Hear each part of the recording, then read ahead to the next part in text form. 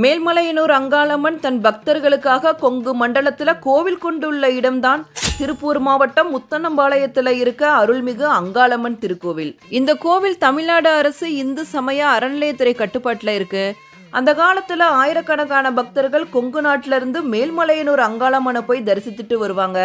தாம் பிள்ளைகள் இவ்வளவு தொலைவிலிருந்து கஷ்டப்பட்டு தன்னை தரிசிக்க வருகிறார்களே அப்படிங்கிறதுக்காக அங்காளம்மன் மனமிறங்கி கொங்கு மண்டலத்துல முத்தன்னம்பாளையத்துல புற்றுருவாய் பாம்புருவாய் கருணாக ரூபிணியாக கோவில் கொண்டு அருள் பாலித்து வருகிறாள்.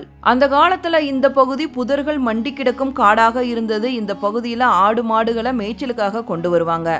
அப்படி அதில் ஒரு பசுமாடு மட்டும் டெய்லியுமே புற்றுருவாய் வீட்டிற்கும் அங்காளம்மனுக்கு போய் பால் சுரந்துட்டு வருவதை வழக்கமாக வச்சிருந்துச்சு.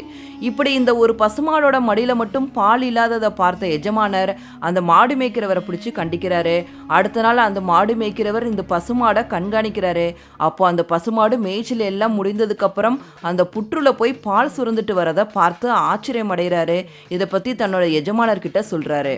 ஆனால் எஜமானர் அதை நம்பவே இல்லை. நீ பொய் சொல்கிற, நாளைக்கு வந்து நானே நேரில் பார்த்துக்கிறேன் அப்படின்னு சொல்லிட்டு இரவு தூங்க போறாரு.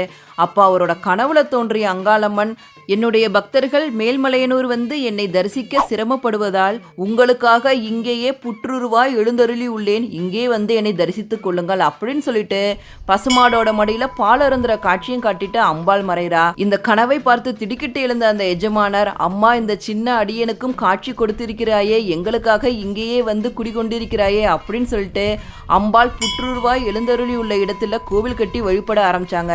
அந்த கோவில் தான் திருப்பூர் மாவட்டம் முத்தனம்பாளையத்துல இருக்க அருள்மிகு அங்காளம்மன் திருக்கோவில். மேல்மலையனூர்ல இருக்க புற்று மாதிரியே இங்கேயும் அங்காளம்மனோட வலது பக்கத்துல புற்று இருக்கு. இங்க வருஷா வருஷம் மகா சிவராத்திரி கோலாகலமா கொண்டாடப்படுது.